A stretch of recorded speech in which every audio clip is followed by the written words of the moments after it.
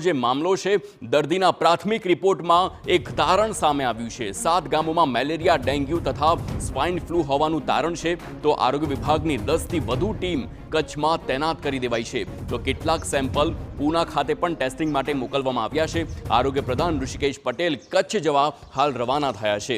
તો કચ્છ રોગચાળા અંગે આરોગ્ય પ્રધાન સાથે પણ ખાસ વાતચીત TV9 કરી છે। મકાનમાં ટીએચસી પણ છીએ, સાથે રવા પર દરરોજ એકવાર કરી નાખીએ છીએ, દરરોજ।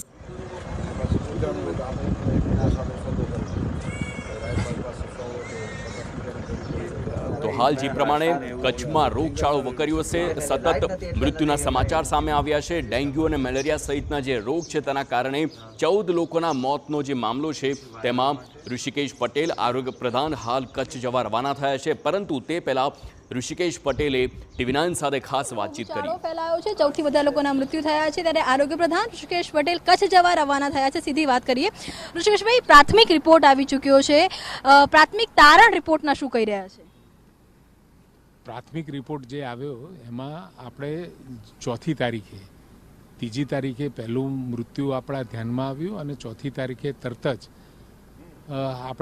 આપણને જાણ થઈ અને જાણ થઈ 5મી તારીખથી જ આપણી ટીમો ત્યાં EMOની ટીમો પહોંચી ગઈ। 27 જેટલી મેડિકલ ટીમો, 27 જેટલી RBSKની ટીમો, આ બધી ટીમો પહોંચી જઈ અને તરત જ સર્વેલન્સની કામગીરી હાથમાં ધરી અને સાથે તરત જ RRT ટીમ એટલે કે તજજ્ઞોની ટીમ પણ અદાણી કોલેજથી પહોંચી અને અદાણી કોલેજથી 7મી તારીખે પહોંચી અને એનું સર્વેક્ષણ નવા કોઈ જે આ 7 ગામો હતા એ 7 ગામોમાંથી વધારે કોઈ આવા રોગચાળાના કેસો છે કે કેમ એની તપાસ કરવા માટે ગઈ, કારણ કે વરસાદની પરિસ્થિતિ એટલે સ્વાભાવિક જે મૃત્યુ થયા છે એ મૃત્યુમાંથી મેલેરિયા, પછી ચિકનગુનિયા, રેસ્પિરેટરી સિસ્ટમના કારણે, કાર્ડિયાક એરેસ્ટના કારણે એવા પણ આપણને માલુમ પડે 11 પૈકી।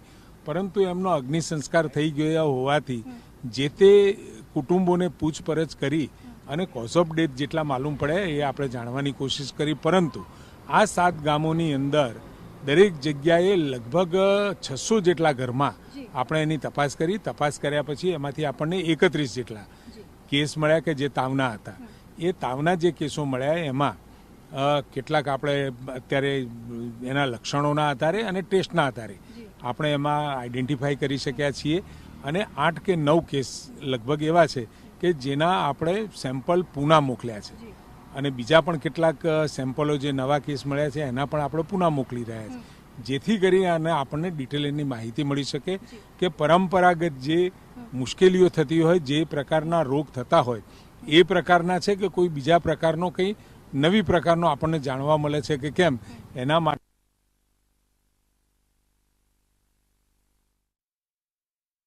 તો હાલ આરોગ્ય પ્રધાન ઋષિકેશ પટેલ કચ્છ જવા માટે રવાના થયા છે અને ત્યાં પણ તજજ્ઞોની ટીમ હાજર છે। અદાણીની કોલેજમાંથી પણ જે તજજ્ઞોની ટીમ છે તે પણ પહોંચી અને તપાસ ચાલી રહી છે। તો કેટલાક સેમ્પલને પુણે પણ મોકલવામાં આવ્યા છે વધુ તપાસ માટે, પરીક્ષણ માટે।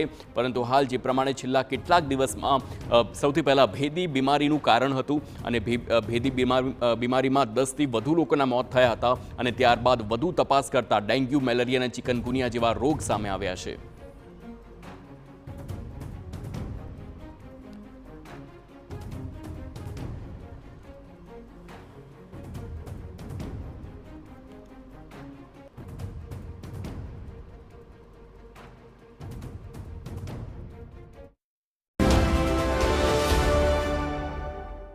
करके सबको ढेर में बन के निकला शेर में।